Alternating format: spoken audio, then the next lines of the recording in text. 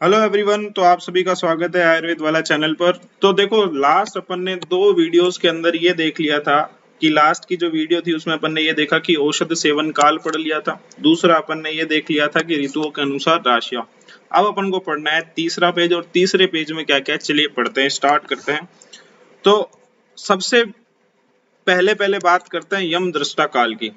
तो यम दृष्टा काल आखिर किस आचार्य ने दिया, पहला क्वेश्चन ये बनता है। तो किसने दिया? शारंगधर ने दिया। दूसरा क्वेश्चन ये पूछा जाता है कि शारंगधर जो होता है, इसमें यम दृष्टा काल आखिर होता क्या है?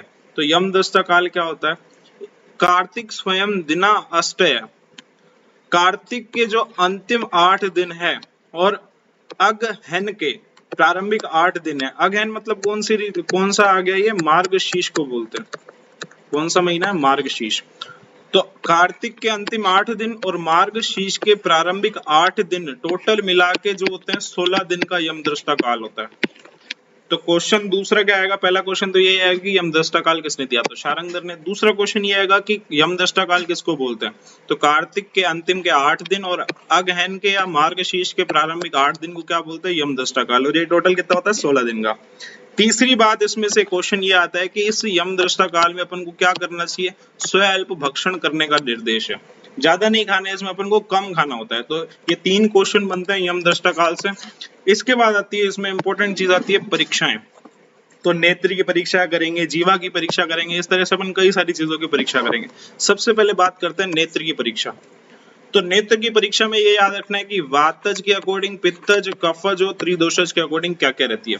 तो वातज का एक नॉर्मल लक्षण रहता ही है, रूक्षता, अरुण और कोणगतम, है ना। तीसरा जो इसमें इंपॉर्टेंट चीज है ना, वो है धूमवर्णी। धूमवर्णी अपन को लगता है कि ये धुआं धुआं है तो पित्तज होगा, तो इसको रिमेम्बर करना है। ये वाला अपन भूलते हैं पॉइंट। ये किसका है? वातज का है। वातज नेत्र परीक्षा। इसके बाद आता है दूसरा, द्वीपदेशी। द्वीपदेशी मतलब, द्वीप मतलब एक चमकीली चीज है, उससे द्वेष करने वाला। उससे द्वेष करने वाला वही होगा जो खुद चमकीला हो ना, खुद ऊष्मा वाला हो। तो वो कौन होता है? पित्तज होता है। तो द्वीपदेशी में कोई कंफ्यूजन ही नहीं होगा, ये पित्तज ही लगाओगे। उसके बाद क्वेश्चन आएगा ज्योतिहीन और मलामिनतम। और एक और इसमें दिया नहीं हुआ और तुम अलग से लिख लेना, धवल वर्ण का। अगर पूछ ले धवल वर्ण का कौन सा है, तो धवल वर्ण का होता है कफज वाली। जिसके नेत्र धवल वर्ण के होते हैं तो वो कौन होगा? धवल वर्ण का कफज वाला होगा। ठीक है। इसके बाद आता है त्रिदोषज।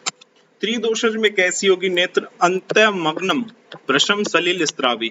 तो अंतर धसी हुई होंगी और सलिल स्त्राव होगी, तो वो होगी त्रिदोषज। तो याद कुछ नहीं रखना है इसमें। वातज वाले नॉर्मल लक्षण है, एक बस धूमवर्णी याद रखना है। पित्तज में तो याद रखना है कि द्वीपदेशी होगा, और कफज वाले में ज्योतिहीन हो जाएगा और धवल वर्ण याद रखना है इसके अंदर। और त्रिदोषज के अंदर क्या है? अंतमग्नम भ्रशम सलिल स्त्रावी नेत्र। तो नेत्र परीक्षा हो चुकी है अपनी। इसके बाद अपन पढ़ते हैं जीवा की परीक्षा। तो जीवा की परीक्षा में दो ही दोष का याद रखना है, वातज का और त्रिदोषज का। अगर बोले शाक पत्र प्रभा है, तो शाक पत्र प्रभा ये इंपॉर्टेंट चीज है। शाक वाली बात अगर आती है ना मेनली, वो वातज के साथ ही जाता है। कई जगह और भी आएगी, तो याद रखना है शाक वाली बात किसके साथ जाएगी? वातज के साथ।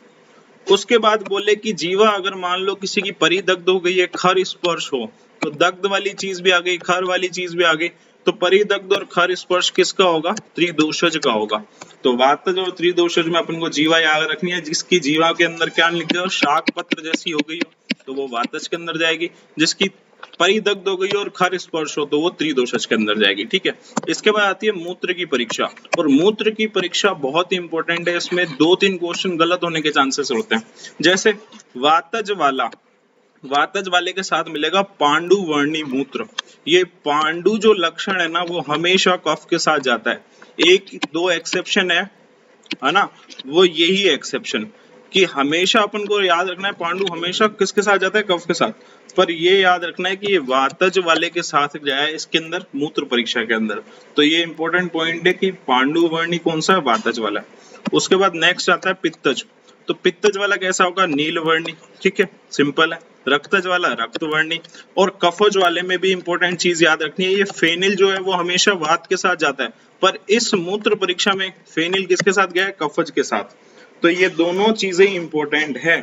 और धवल मूत्र धवल, इसके अंदर भी जो अपन ने क्या पढ़ा था इससे ऊपर अपन ने पढ़ा नेत्र परीक्षा। इसमें भी धवल वर्ण किसमें गया? कफज के साथ। तो धवल वाली चीज तो कफज के साथ जा रही है, पर इसमें याद रखने की चीज क्या है? एक याद रखने की चीज है पांडु, कि पांडु आज पहली बार ही वात के साथ गया है, कब? मूत्र परीक्षा में। और फेनिल पहली बार ही कफ के साथ गया है, किसके अंदर? मूत्र परीक्षा के अंदर। तो ये दोनों बात बहुत इंपॉर्टेंट है और ये क्वेश्चन होने के गलत चांसेस बहुत ज्यादा रहते हैं, वातज के और कफज के, इसको अच्छे से पढ़ना है। इसके बाद चलते हैं नेक्स्ट आगे। अब अपन को नेक्स्ट पढ़नी है नाड़ी परीक्षा। अब नाड़ी परीक्षा की बात करें तो नाड़ी की परीक्षा सभी जो लोग जानते हैं कि नाड़ी जो होती है वो अपन को कैसे नापनी चाहिए? अंगुष्ठ मूल से नापनी चाहिए और धमनी को देखना चाहिए। इसमें क्वेश्चन क्या आएगा? पूछेगा कि जीव साक्षिणी कौन है? तो वो आंसर जाएगा धमनी। तो सबसे पहला क्वेश्चन बनने का क्या है इसमें कि जीव साक्षिणी बोले तो वो धमनी जाएगी। और ये जो होती है वो चेष्टाओं को बताती है, सुख दुख को बताती है। नाड़ी हर चीज बता देती है, सुख दुख के बता देगी, ठीक है। और जीव की साक्षिणी होती है। तो ये दो इसमें से क्वेश्चन बनते हैं। दूसरा, अब नाड़ी के अंदर भी परीक्षा याद रखनी है कि वातज नाड़ी कैसे चलती है, पित्तज नाड़ी कैसे चलेगी, कफज नाड़ी कैसे चलेगी। तो वातज नाड़ी में याद रखना है कोई भी किसी भी चीज की स्पाइरल गति हो ना, स्पाइरल गति, चाहे वो सांप हो, सांप भी ऐसे ही चलता है। और तुमने देखा होगा जलोका, तो जलोका कैसे चलता है? जलोका भी तो इस तरह से ही चलता है। तो ये स्पाइरल जो होती है ना गति, वो हमेशा वात के साथ जाएगी। तो इसमें दो याद रखना है, मारुत कोप वाली की जलोका है और एक सर्प है। तो ये तुम डायग्राम से भी याद रख सकते हो कि जलोका दिखा था, फिर अपन को सर्प दिखा था। तो जलोका और सर्प है किसकी? वातज नाड़ी। इसके बाद बात करें कि पित्तज नाड़ी कैसी है। पित्तज नाड़ी क्या होगी? पित्तज नाड़ी में कौन कौन से आएंगे? पित्तज नाड़ी में आएगा कुलिंग। कुलिंग मतलब क्या होता है? एक छोटी सी चिड़िया है ना, चिड़िया को बोलते हैं कुलिंग। उसके बाद बात करें अपन काक, काक मतलब कौवा हो गया। मंडूक पता ही है तुमको मेंढक होता है। तो काक, कुलिंग, मंडूक, तो ये तीन चीजें याद रखनी है पित्तज नाड़ी। अगर नाड़ी कैसी दिख रही हो, नाड़ी की चाल कैसी हो, कुलिंग की जैसी, काक की जैसी या मंडूक की जैसी उछल रही हो, तो वो कौन सी होगी? पित्तज नाड़ी, ठीक है। इसके बाद आती है कफज नाड़ी कैसी होगी। कफज नाड़ी ऐसी दिखेगी जैसे हंस चल रहा हो, पारावत चल रहा हो। पारावत किसको बोलते हैं? कबूतर को बोलते हैं। तो हंस और पारावत की तरह जो चलेगी वो कौन सी होगी? कफज नाड़ी होगी। तो देखो तुमने पढ़ी पहले वातज नाड़ी, वातज नाड़ी में ये देखा कि जिसकी स्पाइरल गति हो, जैसे जलोका और सर्प। पित्तज में ये देखा कि कुलिंग है, काक है और मंडूक है। और कफज के अंदर हंस और पारावत है। बस ये तीन याद रखनी है। उसके बाद में आगे चलेंगे सन्निपातज की तरफ। तो सन्निपातज की कैसी होगी? लावा और तीतर की तरह, लाव पक्षी और तीतर की तरह। लाव और तीतर की तरह याद रखना, सन्निपातज की गति होगी। तो ये दो इसके अंदर याद रखना। तो वातज, पित्तज, कफज और सन्निपातज अपन ने देख लिया। इसके बाद की जो परीक्षा आएंगी वो कैसी आएंगी? वो अब दोष के अकॉर्डिंग आएगी और कंडीशंस के ऊपर आएगी। जैसे सबसे पहले बोलेगा द्विदोषज की कैसी होगी नाड़ी। द्विदोषज की जब देखोगे तुम तो उसकी नाड़ी कभी तो मंद हो जाएगी, कभी बहुत ज्यादा तेज चलने लग जाएगी। तो एक दोष तो मंद करेगा, एक भगाएगा। तो दो दोष अपने आप ही बता देगा, कभी तो मंद करूंगा, कभी भगाऊंगा। तो मैं कौन हूँ? द्विदोषज हूँ। बोले स्थान से विच्युत हो गई, स्थान से निकल गई, तो स्थान से निकल गई तो तू असाध्य होगी भाई, तो असाध्य होगी। उसके बाद में प्राण नाशनी कौन सी होगी? अब तो प्राण जाएंगे। तो प्राण जब रुकेगी गाड़ी, है ना, सबकी गाड़ी रुकती है तो प्राण चले जाते। तो स्थित होकर अगर चले तो वो कौन सी होगी? प्राण नाशनी होगी। अति क्षीण, और ये नीता नहीं है, ये नीता अंबानी नहीं है, ये शीता है, ठीक है। ठंडी हो गई ये नाड़ी और क्या होगी? अति क्षीण होगी। तो वो कौन सी होगी? प्राण नाशनी होगी। इसके बाद आती है ज्वर। तो ज्वर तुमको पता ही है, ज्वर मतलब टेम्परेचर बढ़ना। तो उष्ण और वेगवती होगी। तो वेग ज्यादा होगा और उष्ण होगा। पर ओनली पूछ ले वेगवती कौन सी होती है, तो काम और क्रोध में कैसी हो जाती है? वेगवती हो जाती है। तो पांच अपन ने ये देख ली कि द्विदोषज वाली में याद करें तो कदाचित मंद होगी और वेगवाहिनी, या तो जल्दी से मंद हो जाएगी या कदाचित क्या हो जाएगी? वेगवाहिनी। और दूसरी असाध्य क्या होगी? अपने स्थान से निकल गई। और प्राण नाशनी है कि जो रुक रुक के चले, या बिल्कुल अति क्षीण, बिल्कुल धीरे धीरे, बिल्कुल कम चले। और दूसरी कैसी हो? ठंडी हो जाए तो वो प्राण नाशनी होगी, प्राण लेके जाएगी। ज्वर वाली कैसी होती? कभी भी ज्वर हो तो देखना तुम अपनी नाड़ी कि उष्ण और कैसी मिलेगी? वेगवती।